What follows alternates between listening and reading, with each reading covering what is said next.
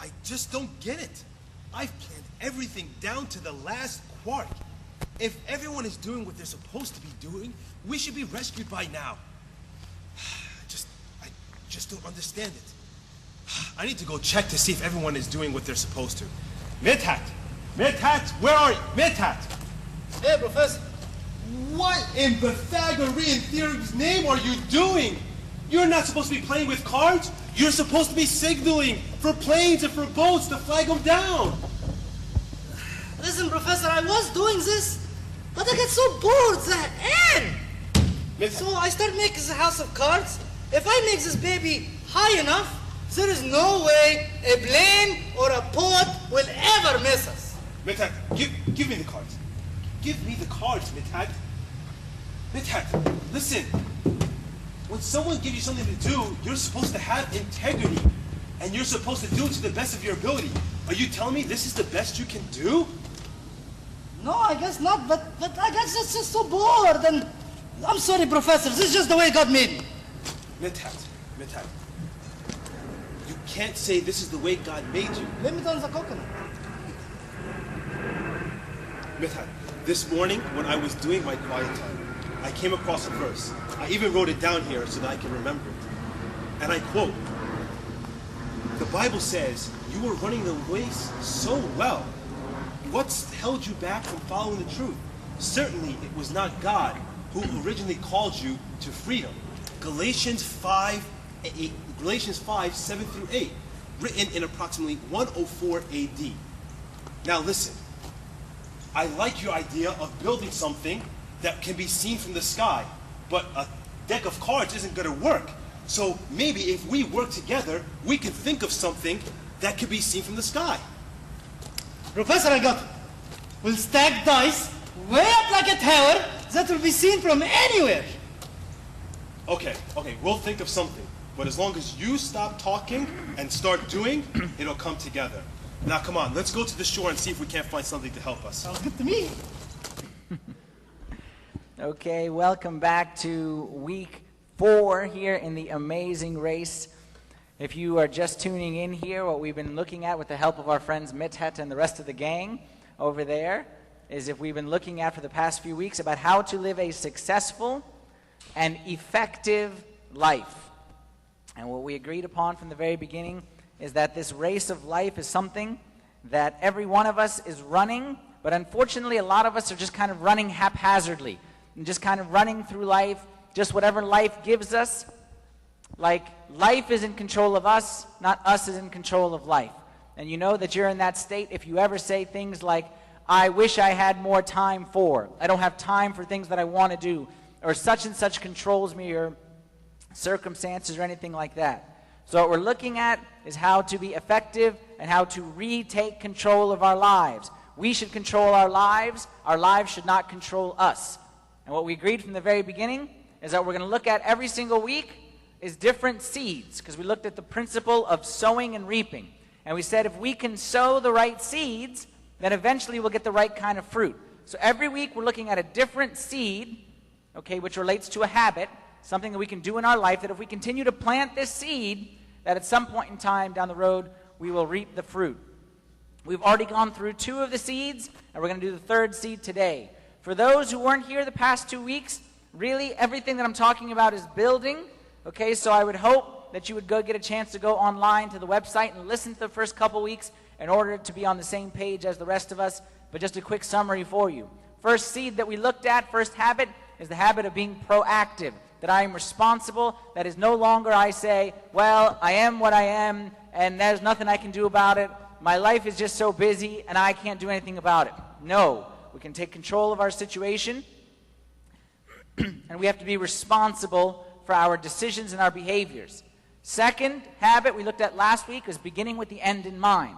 And we said, now that I understand that I can make a difference, okay, and I can affect my situation, let's start off by looking at the end and figuring out where I want to get to. And we did that little exercise with your funeral. Think about where you want to be on your funeral and what you want said at your funeral day. Let's look at the destination before we begin walking on the road, which is different than what most of us do in life. Most of us just go to school and we start walking before we even realize where we want to get to. And we get in a job and we just start walking, following, just like, the pigs or the elephants that just tie onto the tail of the next guy. And we just start walking before we even think, where am I trying to get to? So we talked about last week is that we need to start with the end in mind. We need to start by figuring out what's the blueprint of my life what am I trying to build in this life? Before I build a house with wood and nails, I build it first on paper. So you should build your life on paper as well. And I talked about creating a mission statement. And I said that you have 3 weeks to create your own mission statement. Okay, and everyone was supposed to schedule, that was your homework assignment, to schedule a time to create your mission statement. You have 2 weeks left. And for those who say, well, what's the difference, 2 weeks, 3 weeks, 4 weeks? No, it's very important. Number 1, you will forget everything we spoke about after 3 weeks. And number 2, 2 weeks from now, football season begins. So you want to be prepared before the start of the season so you can just get right into the season when it begins. Now the third habit that we're going to talk about today. Before I get into the third habit, I want to ask you a question, and I want you to think about it, and I want you to write down some answers. If you could do one thing that you aren't currently doing, what one thing that you are not currently doing right now, that if you did it on a regular basis, would make a tremendous difference in A, your spiritual life, in B, your family life, family and relationships, let's say, and then in C, your work or school life. I want you to write down something. What one thing that you're not doing right now, that if you started doing and you did it regularly, would make the biggest difference in your relationship with God, in your relationship with others, in your relationship with your career or your school. What one thing? Hold that thought for a few minutes. I'm going to come back to that question. Habit number 3 that we're going to speak about today. For those who don't like theory, for those who like practical, today is practical. Today is where the rubber hits the road, so to speak. Over the past 2 weeks, we've been talking about the planning aspect, like the preparation aspect. Today we're going to get into the implementation. As our Lord Jesus Christ taught us, if you know these things, which we have been talking about for the last 2 weeks, if you know these things, blessed are you if you do them. The goal of today is how to translate the theory into practice. My theoretical mission statement, and it's okay if you haven't come up with one yet. Like I said, it's okay. I know people are busy, but I hope you at least schedule a time to come up with one. But at least you can take the principles, you can take the notes, and you're going to put them all together one day, and you're going to do this whole exercise. Last week I spoke about the difference between leadership and management. For those who remember, how leadership is visionary, management is details. Last week we talked about leadership in terms of the vision of your life. Where does you want to get to? Today I want to discuss what you need to do in order to get there. Today is going to be how to match my theory to my behavior. Now, one thing before I go on is that there's going to be a tendency, because all of us are busy, all of us are overcommitted, have too much going on, all of us are lazy, all of us are whatever. There's going to be a temptation to skip to habit 3 and leave aside habit 2 and 1. There's going to be a tendency to just skip to fast forward. And I'm telling you, don't do it. Don't do it, because I guarantee you 100%, if you do that, your change will be short-term at best. What we're going to talk about today is the actions that we need to take in order to get our lives back under control. But here's the thing. These actions are not going to be easy. They're going to require they go through some tough times. If you don't have behind those actions a deeply engraved sense of purpose and mission, this is what I'm here for, this is what I'm supposed to do, then you're going to quit on these actions. You're not going to make it through. Just like the person who, every one of us, if I said, raise your hand if you want to lose weight, everyone would raise their hand. Some people would raise hands and feet and everything. Every one of us wants to lose weight. But who's the one who's successful? The one who inside knows that the wedding is on this day, and I got to fit into this dress or I'm going to look like a fool in front of the whole wide world. that person has a deeply engraved mission. And because of that, they're able to do this and this and that. Me and you, we just kind of want to lose weight. Don't do the same thing with something so important as your life. We're going to talk today about big rocks first. Now again, like I told you before, what I'm basing this series on is a book by Stephen Covey called The 7 Habits of Highly Effective People, which I'm sure anyone in the business world has read, and maybe some of you are familiar with this concept of big rocks first. For those who aren't, watch this short video clip. Do you ever feel like you get bogged down in the thick of thin things? Yes. Well, that might be analogous to all these little, small things that tend to fill our life. And that just little by little, they just accumulate. Now, your job, you can't go above this, is to get all those large rocks. Good luck.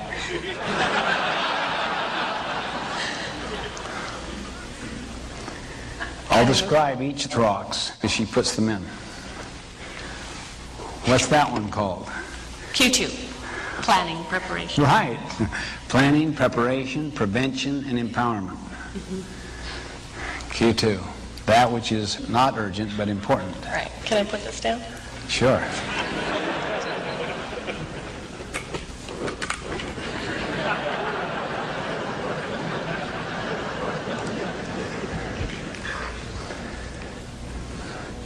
Okay, the next rock she's putting in there is called relationships and family.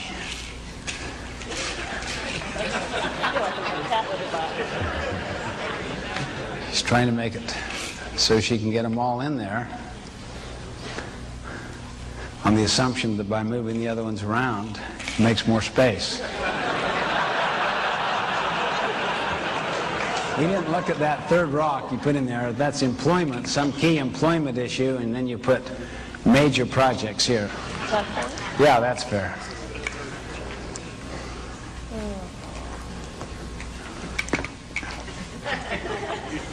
It's not going to work.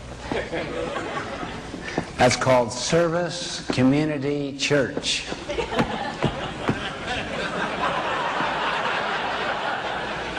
Do you ever feel like this? Yes. How many feel like this?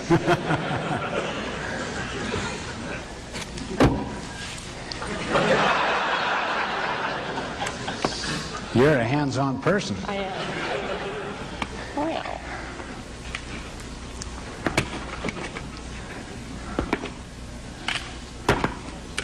It's not very flat.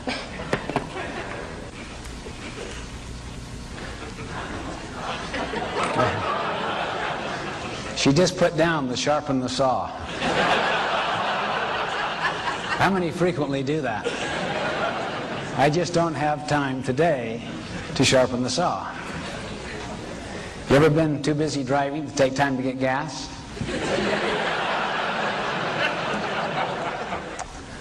Is that true? It's almost. Wow, that is good. You know, if it doesn't fit, force it. Do I have to really put all of these in here? Well, no. You can neglect a big opportunity if you want. No.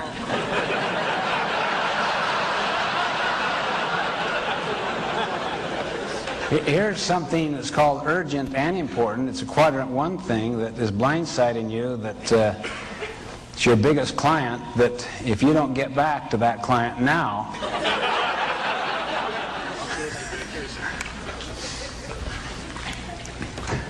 you've given up your vacation.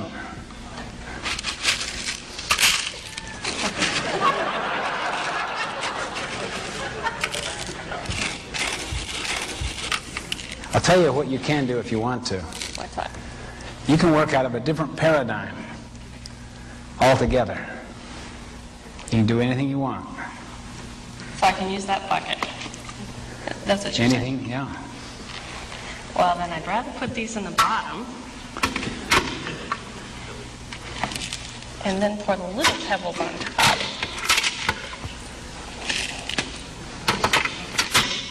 Vacation. Okay, she has sharpening the saw, planning, preparation, Spouse.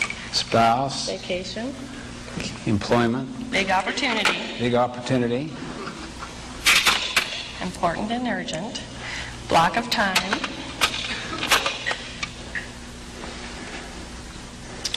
Community. Church. Those young children keep looking at me. Glad my husband's not here. No, I dump these in there. okay?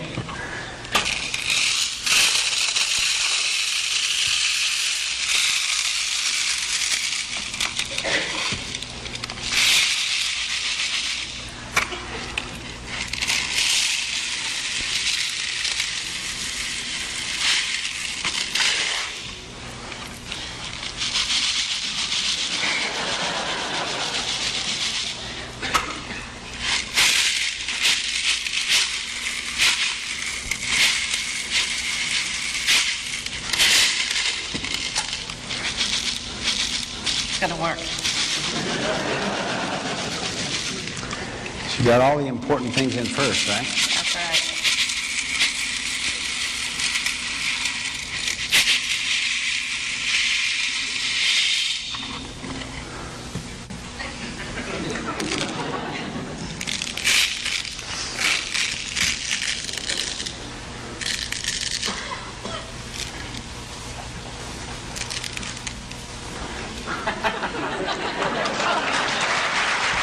That's great.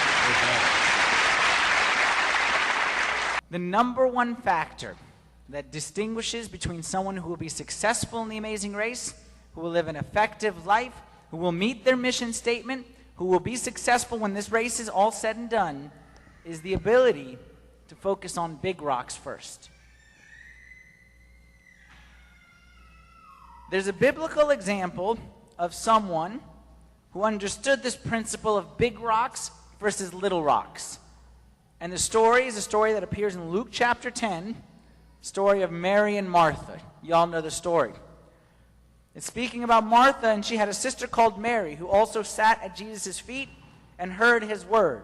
But Martha was distracted with much serving, and she approached him and said, "Lord, do you not care that my sister has left me to serve alone?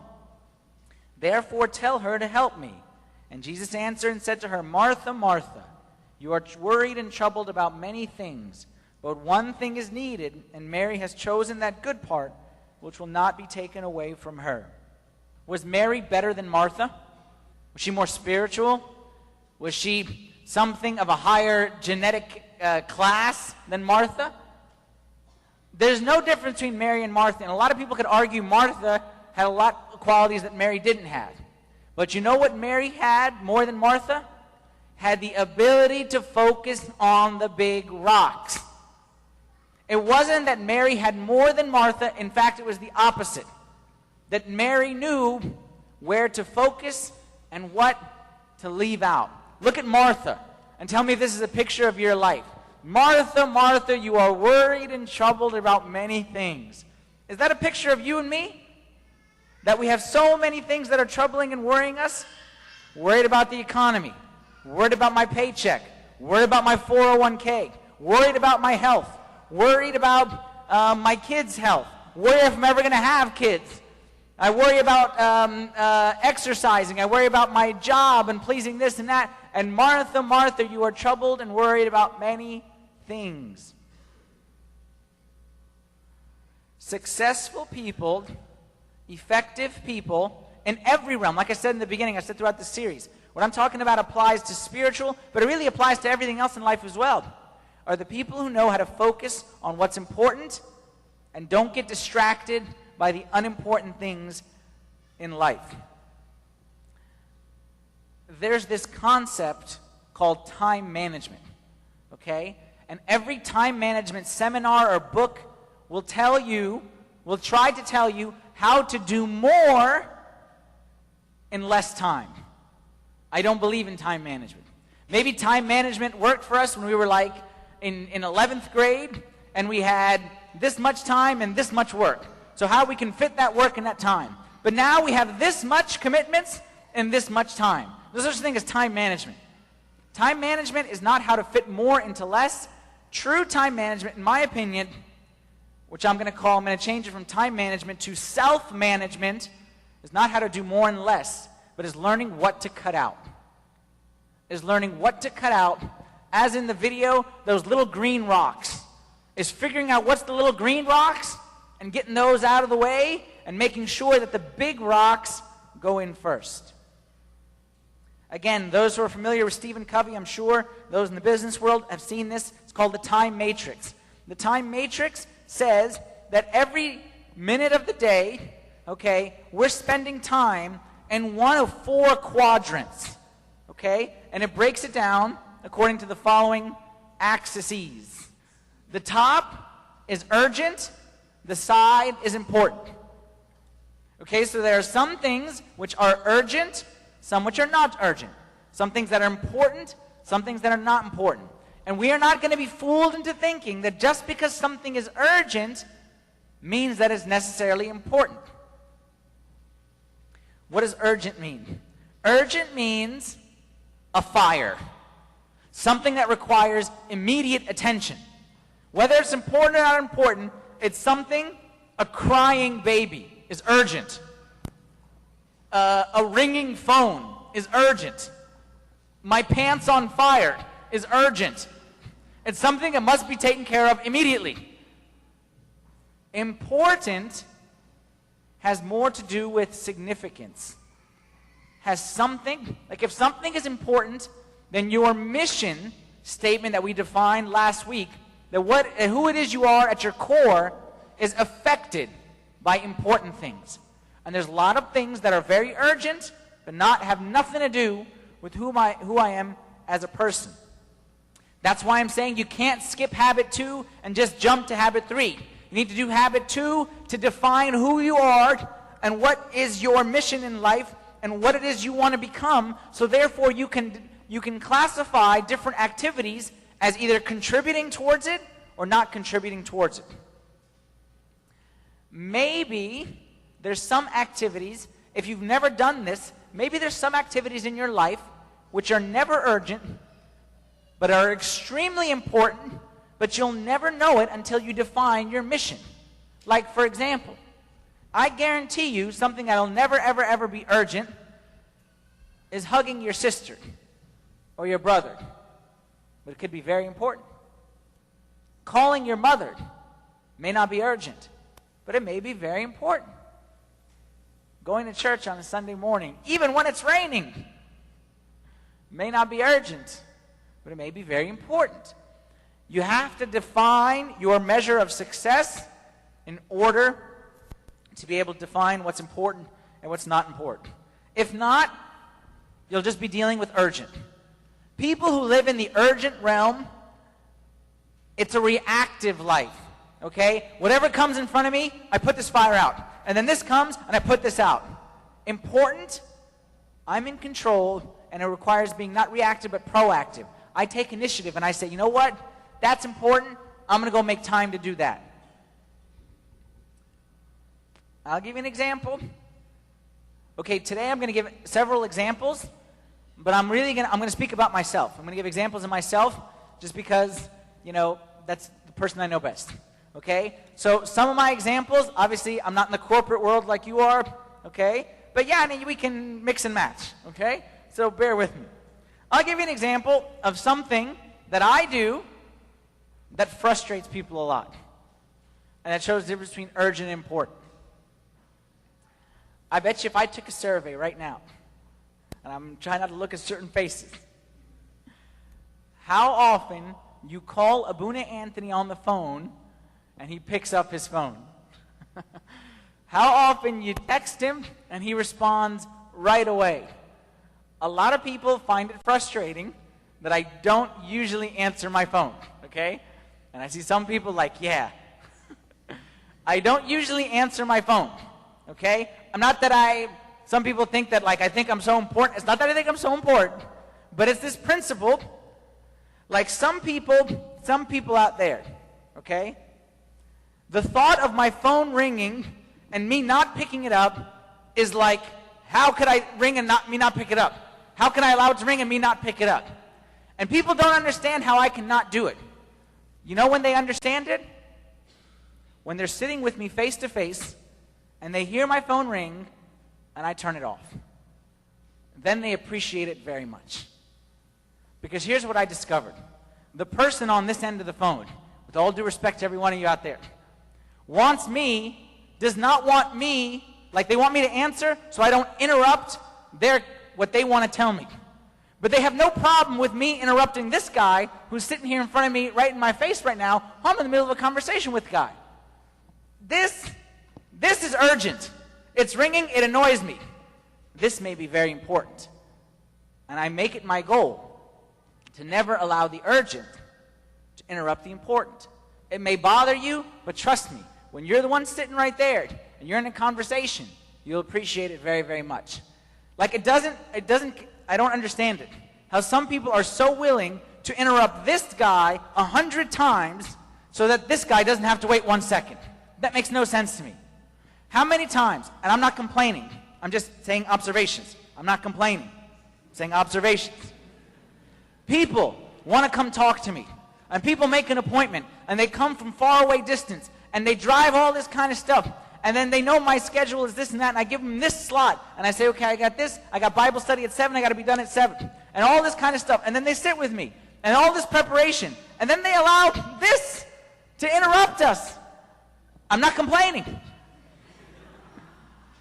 I'm just saying that way of thinking is going to get you in trouble. That's someone who's dealing with urgent, not necessarily dealing with important. Is it the end of the world if you leave a voicemail and I call you back when I'm done with this guy? Is that the end of the world?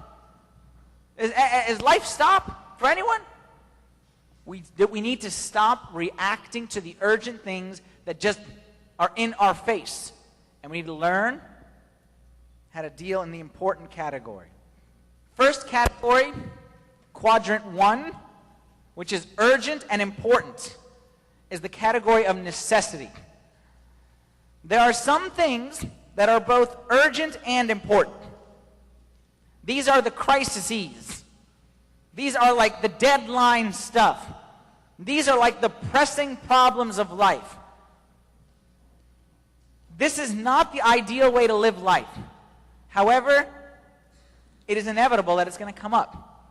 I'll tell you, for me, what is urgent and important was, I would say, the past 2 weeks of my life. Those who have seen me the past 2 weeks, I've been in an urgent and important phase. As we prepare for the start of the school year, tomorrow, Little Flock Christian School, it's a very busy time for me, and I got many things to do, and they're very important because part of my mission is to be a headmaster of this school and to lead this school, so it's very important and it's very urgent. It has to be done before the parents show up. There's a back to school night, it has to get done. So, you know what? Some things are going to have to get rearranged. This is urgent, this is important. And you have the same thing. You have deadlines at work. There's things that are urgent and important. How do you feel when you are living in this urgent and important phase, this quadrant? How do you feel? Stressed? Tense? Nervous? Burnt out? Okay? If quadrant 1 continues, like I said, for me it was 2 weeks. Okay? But one of the great things about the school starting tomorrow is I can have a day off tomorrow because my job isn't preparing them. Now they have the hard job of teaching the kids. So if quadrant 1 continues all year, you're not going to see me up here anymore because I wouldn't make it. Quadrant 1 is okay in the short term, but it is not okay in the long term. It will beat you down. When you spend too much time in quadrant 1, you know where you naturally retreat to? You go to quadrant 4. And quadrant 4 is neither important nor urgent. This is what we like to call relaxing. But it's not relaxing in a productive way. It's in a vegging kind of a way. Okay? Where, like I was talking about last week, how I just want to do stuff so that, for example, if there's a bunch of emails that I got 1,000 emails, I'm in this busy, I need to just sit, and I'm just going to respond to the yes, no ones, something that's brainless activity. Or maybe I'll just play video games. Or maybe I'll just do any kinds of nonsense to keep me busy so that I feel like I'm doing something, but I'm doing something which is neither urgent nor is it really important. Quadrant 3 is the quadrant of deception. That's the things that are urgent and they look important, but they're not really important. You know why they look important? Quadrant 3? Because it's things that are important to other people. It's when other people say, oh, no, you need to do this, you need to do this, you need to do this, and it needs to get done tomorrow. And okay. But then in the end, this had nothing to do with me. This didn't contribute to my mission in any way. This wasn't anything that was beneficial. Again, I'll speak personal examples, okay, and you can relate to yourselves. As a priest, I can spend, not 24 hours, I can spend 25 hours a day in quadrant 3. Minor things, interruptions, things that just, and it's not really of any significance. Like, for example, I remember when I was first ordained as a priest, I was the new guy, and everyone, because I was raised in this church, was so happy, and etc., come on over for dinner, okay? Come on over for dinner. And you know what? You know, it seems like it's an important thing. It's like fellowship, and it's like getting to know the people. It's like a good thing. And then what did I discover quickly? Is I could spend 3 hours at someone's house. And I remember one time, I just kept waiting for the food to come. And I was like, when's the food going to come? When's the food going to come? And we had been there for an hour and a half, and the food hadn't started. And I said, oh my goodness. And yeah, there was probably about 2 or 3 minutes of value in there, but 3 hours? That's why, by the way, don't get upset. I'm confessing like we're open here today. This is why I have the rule that now when I go visit people, I don't eat. Okay? Don't be upset. Okay? Why? Because I'm just trying to maximize our time together. There's an important part of us being together, talking, getting to know one another. Yeah, but the eating, that's not. Tunt, what's her name, will tell you it's urgent that you eat. And it's very important that you eat. But it's not in any way important in any way. Quadrant 3 is that I'm at my desk, I'm doing something, and then the little interruptions. Okay. And then the little interruptions. And the little things that you get to the end of your day, and you got nothing done. Do we want to live in quadrant 1, 3, or 4? Our goal that we want to get to is quadrant 2, which is effective self-management. I couldn't fit that all in the box, okay? Write that down. Effective, not time management, because I don't believe in time management. Effective self-management. Manage myself, not manage my time, I manage myself. Quadrant 2, I have a mission, I have a purpose, I have an objective, I have a goal, and I'm going to spend as much time as I can accomplishing things that contribute towards that goal. I'm not going to spend any time, I'm going to do my best to stay out of, first, I'm going to do my best to stay out of 3 and 4, because 3 and 4 is not helping me in any way. I'm going to try my best to stay out of 1. 1 is inevitable that it's going to come up, but how can you minimize 1? Do you know how to minimize 1? Spend more time in 2. Because the more time you spend in 2 never leads to 1. For example, let's take easy things. My health, working out, eating right. Is that a quadrant 1 or a quadrant 2? Working out, is exercise. Is that quadrant 1 or quadrant 2? Today it's 2. If I don't address it, and I wait, and I wait, and I wait, it could become a quadrant 1. Spending time with my wife, quadrant 1 or quadrant 2? Right now, thank God, it's quadrant 2, okay? Things are okay. But if I neglect it, and I neglect it, and I neglect it, then it's not going to be not urgent. Then it's going to be urgent. Like, I don't ever want to get to the point where spending time with my kids is an urgent thing. It has to be done today, or that's the end.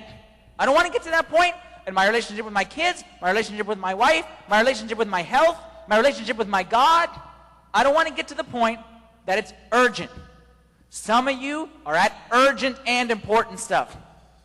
How can you minimize it? By being proactive, by hitting it when it's not urgent. Does that make sense? If I'm proactive in spending time, like with my health, and I'm proactive in exercising, it'll never become urgent. It'll always be something that I'm one step ahead of. What kinds of things are in quadrant 2? Like I said, eating healthy, quadrant 2.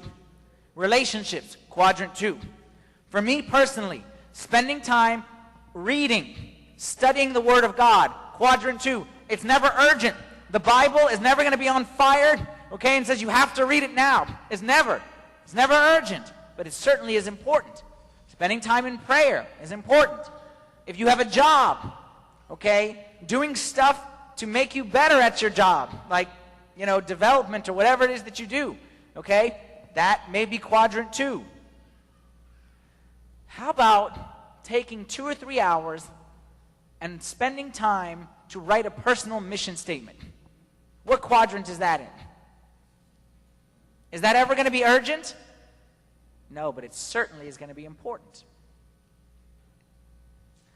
Think back now, at the beginning of this session, I asked you the question, what one thing could you do that if you did it regularly would make a tremendous difference in your life, in your spiritual life, in your family life, in your work, school life? And you have answers on your paper.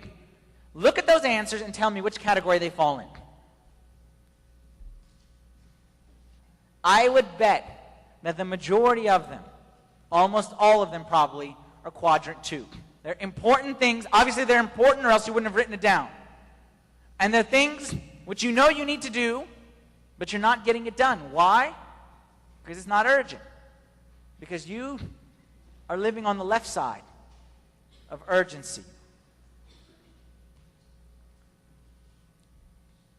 A man once said, a CEO kind guy, effective people are not problem-minded, they are opportunity-minded. You know what that means? That means effective people dealing on quadrant 2 stuff, they're not focused on just the problem that's in front of me, as the way many of us are. Someone who is living on the urgent side, like whatever problem, he puts it out, and then another problem, and he puts it out, and another problem, and he's constantly on the defensive. Okay, like when we were kids, and we used to go out in the ocean, okay, and we used to we were beat the waves, okay, and we're going to go to the point where there's no more waves. We're going to keep on going till the waves can't knock us down. There's never. You beat one, the next one comes. You beat one, the next one comes. And many of us are living that kind of reactive life. This person, if you want to get in this person's schedule, you just get in their face and you just hound them. Because if you hound them enough, they'll give you time. This person is always operating in that kind of hectic, chaotic, working really hard, burnt out, and then needs to go the opposite end and veg to kind of release it kind of spectrum. We want to be Q2 people. How is the $1 million question? So I gave you a very, very nice theory. This is a very nice little drawing. You can draw it, put it on your refrigerator, and your life is exactly the same. How can I make this a reality? You know the most important thing, the key to living in quadrant 2 is learning something that we learned back in the 80s, to just say no. Practice with me. Everyone, on the count of 3, say no. 1, 2, 3. No, say it like you mean it. 1, 2, 3. No. Someone comes and says, can you join this commitment? Ready? 1, 2, 3. No. Someone comes and says, I need help doing this. 1, 2, 3. No. Someone comes and says, you have a day off. I need you to go do this, and that. Practice with me. No. Very good. Feels good, doesn't it? No. I guess I walked into that one. The word no is worth $1 million. The word no is worth $1 million. Again, time management seminar, create a to-do list, and this is how you can do more things. My self-management, don't create a to-do list, create a don't-do list. Create a list of things that you are not going to do anymore, and stick to that list. Because already we have too much stuff going on. And what we need to do to be effective, figure out what's the big rocks, stick those in, and don't worry about the little green ones. So, you guys remember that video that you saw, okay? This whole thing, like I shared with you guys a couple weeks back, I attended one of these Stephen Covey trainings, okay, it's like a time management thing, and it's basically everything that I'm teaching you is what I learned from him. He's not religious, okay, it's a secular, it's like CEOs and business leaders and stuff like that, but it's very, very beneficial. So they showed that video, okay, and I loved the video, and it was a great video, but I had one problem with the video, and I addressed the problem with the instructor, and he agreed with me too. And the problem I had was, when she used the new bucket, and she put the big ones in, and then she began to pour the greens inside. My thing, and the guy agreed with me, is that even if some of the greens didn't make it in the bucket, it doesn't matter.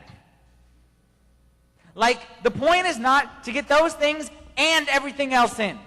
So it's not just a matter of rearranging. Maybe back, that video is clearly like in the 80s based on the hair and the jewelry and stuff like that. So maybe back in the 80s, life was slower, and you could. Now, I got this many commitments, and I got this much time. There's no way. So the guy agreed with me. Get the big ones in, and that will teach you what to cut out, what to say no to. Most of us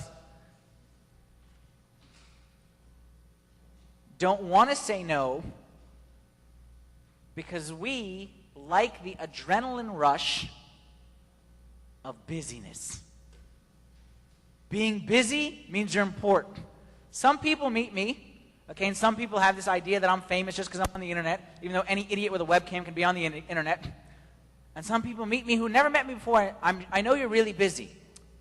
And I appreciate that. It's a very kind thing, but just because what makes you say I'm busy? We have this idea that because someone, they have to be busy. And busy is like, oh, the most busy is like the one who is the most. We have this idea that doing more is better. Do you know who did not have this idea? Jesus didn't have this idea. And anytime I find myself busy, what condemns me and what judges me is Jesus was not busy. And I can't say I'm more important than Jesus. Okay? He wasn't so busy, but I'm a busy man. Look at Jesus in Mark chapter 1, verse 36, 38. This is a guy whose mission statement was to save the universe. Okay? He had a mission statement to save all of mankind. Busy man. Look at him. Mark 1, 36 and 38. And Simon and those who were with him searched for him. When they found him, they said to him, everyone is looking for you. You're a busy man. What are you doing? We need you. We have a lot of people who are waiting to be healed. A lot of people who didn't get in line for the healing yesterday. Everyone is looking for you. Watch Jesus. He said to them, look, we're going into the next town, that I may preach there also, because for this purpose I've come forth. What did Jesus do? There was a line of people waiting for Jesus. And what did Jesus just say to them? No. How could he say no? He's Jesus. Jesus doesn't say no. First thing, obviously he wasn't saying no to the salvation of their souls. Okay? He was saying, no, I'm not going to heal today. Why?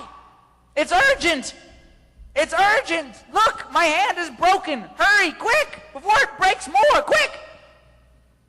He said, look, that's not the purpose I'm here. I know what's important to me.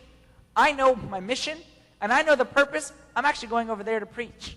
That may be important to you, okay, and it may be urgent, but that's not why I'm here. Now, I know that kind of sounds like, aren't we supposed to help people, and aren't we supposed to be there for them? Absolutely. But we are not supposed to be dragged around by their every whim and desire.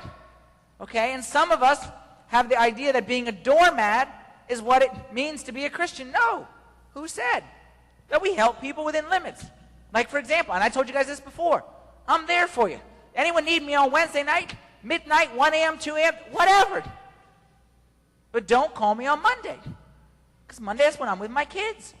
And that's when I'm with my family. It's not that I don't love you. It's not that I don't care about you. It's that I have more in life than just you. I have them. And that's my time for them. And if every night was them, yeah, I'd be a bad person. I got Tuesday for this. I got Wednesday for that. It's like the example that I told you before about the priest, that everyone wants the priest to always be visiting, but always be in church. So I want you to visit us all the time, but I want you to be at church whenever. I can't. I can't please every person. What I can do is figure out who I'm supposed to be, how much time I'm going to spend on visiting, how much time I'm going to spend on in church. And when I'm visiting, I'm ignoring the people in church. And when I'm in church, I'm ignoring the people who call on me to set up a visit. Most of us think that more is better and that saying no means you're weak.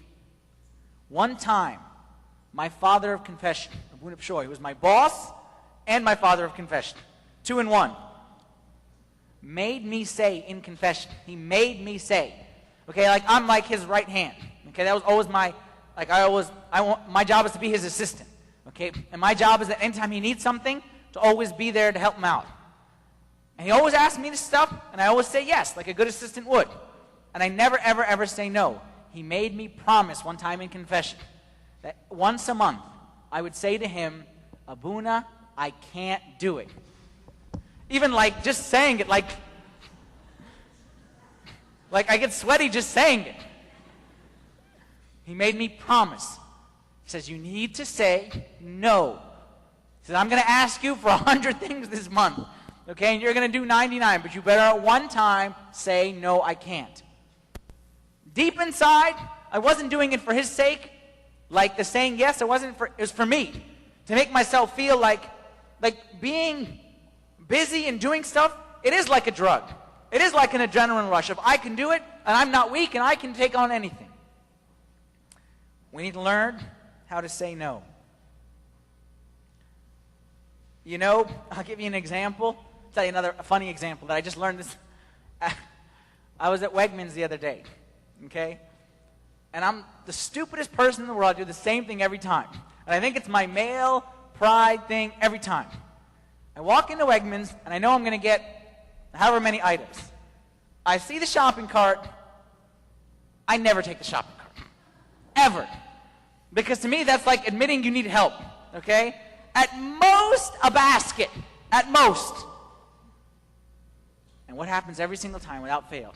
Here I am in Wegmans, balancing the stuff and saying, oh man, I got to get a box of cereal and put down everything and pick it up. Why? Because I don't want to admit I need the help with that basket. I can do it. Proverbs chapter 20, verse 25. It is a trap for a man to dedicate something rashly and only later consider his vows. You ever done that? You ever said yes and then gone back later and said, why'd I say yes? What we're going to do, because we're going to be Q2 people, is we're going to consider it in advance. And we're going to go, we're going to wake up in the morning, and we're going to have a plan for that day, and we're going to know what the big rocks are, so that any of those little green guys that come after that, we're going to be quickly able to say no. How? Again, practical. You must have a plan. Nothing is successful in life without a plan. The one who says, I want to be a doctor, and doesn't have a plan of how he's going to achieve it, will fail. The one who says, I want to lose weight, and doesn't have a plan, will fail. The one who says, I want to be successful and effective in life without a plan, will fail. The one who says today, I want to have a big rock day today without a big rock plan, will fail. Again, in preparation for the football season, imagine a coach who tells his team, for those of you who don't know anything about football, football is the most strategic game of all.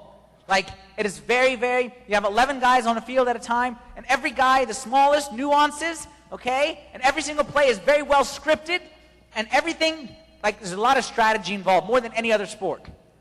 Imagine a coach says, okay, guys, here's what we're going to do. No plan. We're just going to show up. We're going to try our best, and we're going to figure it out. We'll see what the other team is doing. We'll see what kind of defense. We'll just figure it out.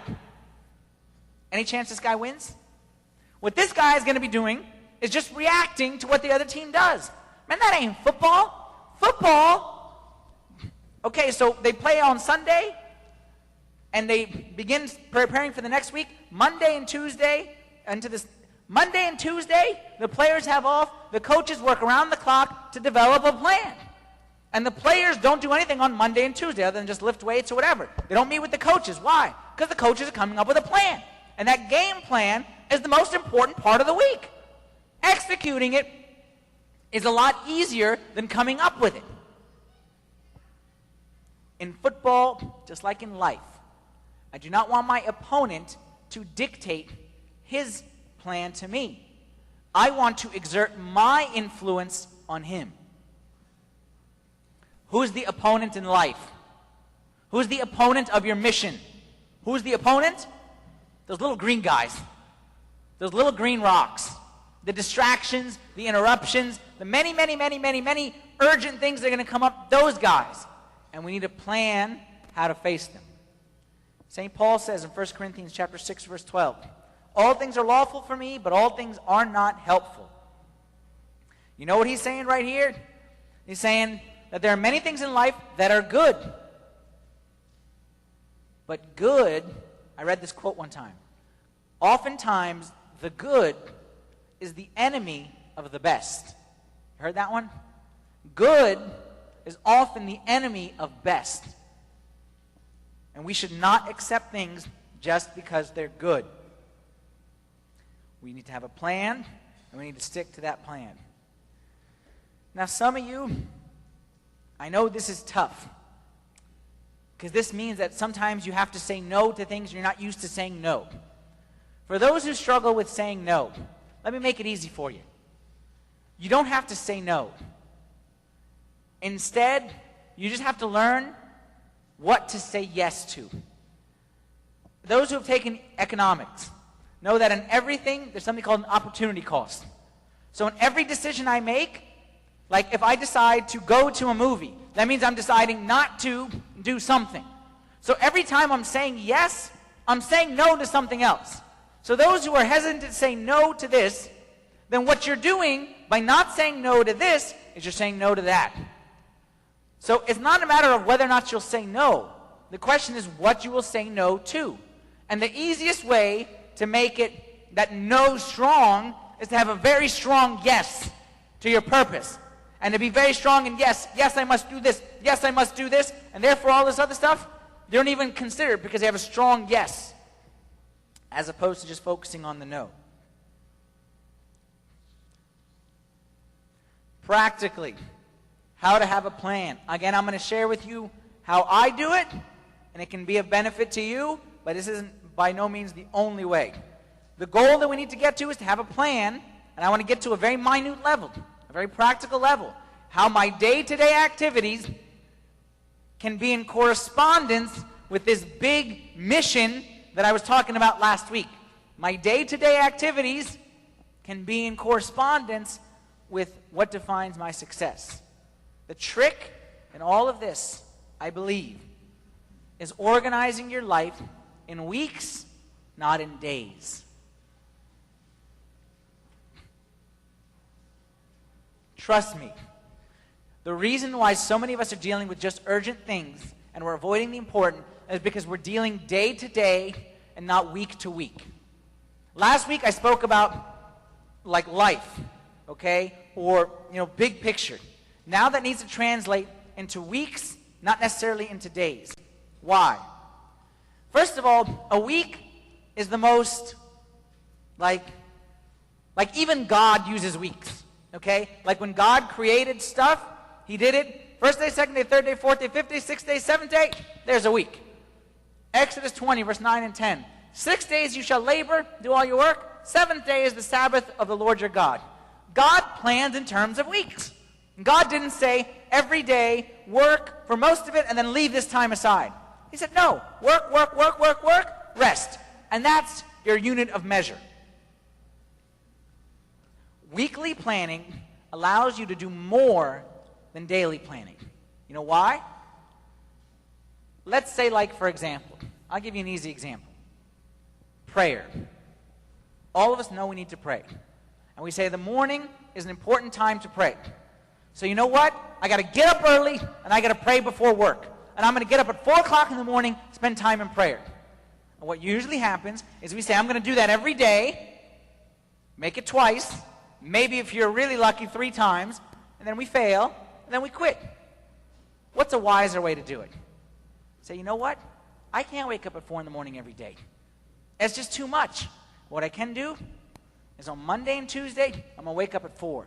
On Wednesday, actually no, I'm going to say it the opposite, sorry.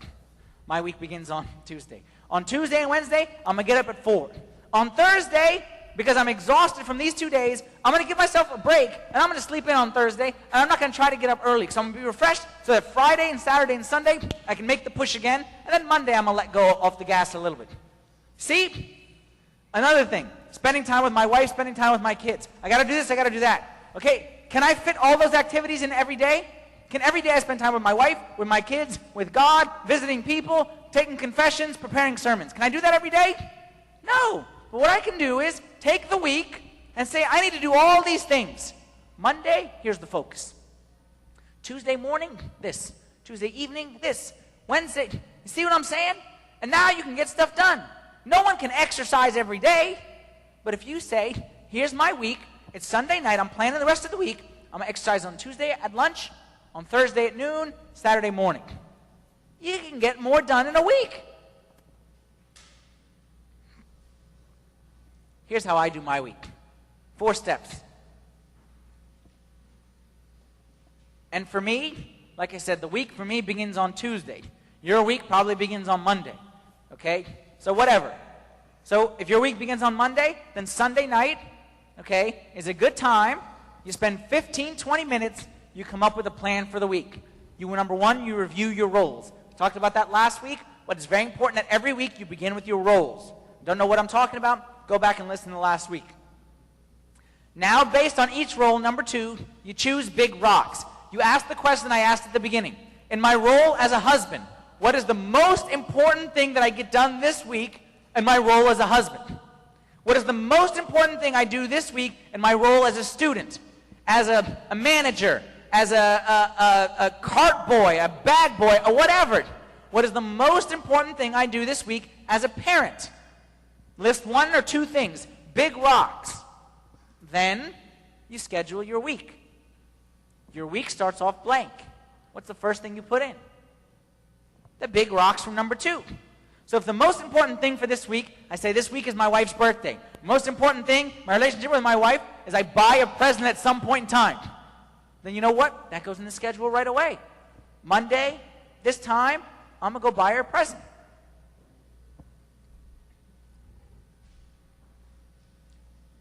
And then number 4, which is just as important as all the rest of them, is you actually stick to it. I know many people have very, very nice plans, nice planners, decorated with lots of colors, hung on their refrigerator, and it's just words on paper. That's the worst situation. I would rather have a lower plan and stick to it than a very optimistic plan and it has no value, has no meaning in my life. You must enforce your plan. If you can't, get help. Okay? And if you need someone to be tough on you, that's what marriage is for. Okay? Use your spouse. That's why God put them there to light the fire under you when you need it. Once you have a week planned, look, if I have my week planned out, Mondays, Tuesdays, this and that, and obviously there's gaps in there. Not every single second is planned. It's, this is going to be my office hour time from 6 to 10. This is going to be my visit Thursday night. Like, it's got stuff. Then I wake up on Thursday morning. I look at my plan. 5 minutes. I customize it. I adapt it if needed. Boom. I'm good to go. I spend 15 minutes on Sunday and then 5 minutes every day. And I have a plan. And at the end of my week, I can look back and say, I did big rocks this week. Proverbs chapter 21, verse 5. The plans of the diligent lead surely to plenty, but those of everyone who is hasty surely to poverty. The key to effective self-management isn't a tool, isn't a book, isn't a seminar. It's a new way of thinking.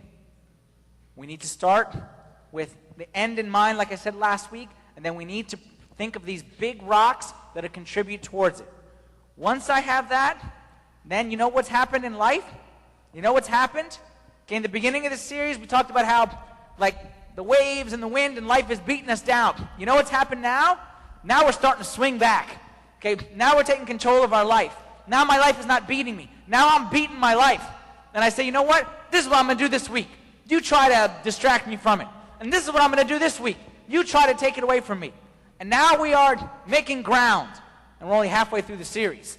And we started advancing already. The goal is to plan my life, not let my life plan me.